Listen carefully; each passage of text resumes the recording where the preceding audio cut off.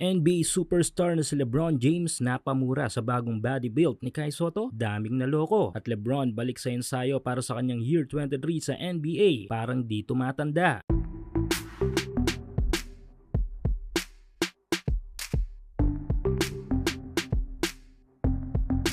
Matapos ang 2025 NBA season kung saan ay tulad ng inaasahan ay napakaraming mga pangyayaring mga naganap lalo na sa finals ng tournament sa pagitan ng OKC at Pacers. But still, ang Oklahoma pa rin ang nakakuha ng panalo at kampiyon this season ng NBA. Kung di ako nagkakamali ay pinakaunang kampyonato ito ng OKC simula nang ma-move sila sa Seattle. Kaya naman napaka-meaningful ng championship na ito hindi lang sa mga malalaro kundi sa buong city at organization ng Oklahoma. Well-deserved naman nila yan dahil sa dami ng hirap na kanilang pagdaanan bago makatungtong sa kinalalagyan nila ngayon. Kaya congrats para sa OKC at bawi next season para sa team ng Pacers na ibinigay din ng lahat makakuha lang ang kampyonato sa seryeng ito. At ngayon ay tutungo na tayo sa season 2026 kung saan ay eager makabawi ang lahat ng mga kupunan.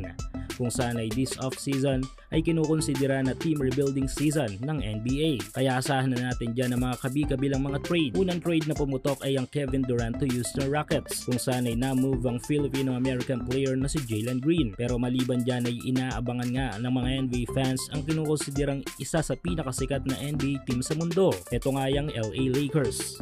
Maliban kasi sa matinding transformation ng pangangatawan ni Luka ay inaabangan na rin ang pagbabalik laro ni LeBron James, the oldest active NBA player. Kung sana isa ngayon pa lang ay nag-eensayo na para sa kanyang year 23. Yes, back to lab na nga si LBJ at nagpapatalim na ng kanyang opensiba. Do kabi-kabila mga reports na last season na ito ni King James at magre-retiro na siya ay wala pa rin concrete statement mula sa mismong kampo ni James. Kaya naman sa ngayon base sa ipinapakita sa ensayo ni LeBron ay hindi pa masukat kung hanggang saan ang itatagal pa nito sa liga. Pero para sa akin much better na nakikita pa natin ang isang LeBron James sa NBA na napaka-competitive every game. Samantala may larawan sa social media ang ating pambato na si Kai Sotto na kung saan daw ay napakomento si LeBron sa larawang ito. Ito nga ang larawan ni Kai na tila nagpapakita ng matinding transformation sa kanyang pangangatawan. Makikita sa post ng isang Facebook page ang larawan na nagsasabing napakomento ito sa body build ni Kaiju. Kaso nga lang mukhang hindi makatotohanan ng post na ito kung sana yung komento ni LBJ ay hindi para sa ating pambato. Anyway, sa serious side tayo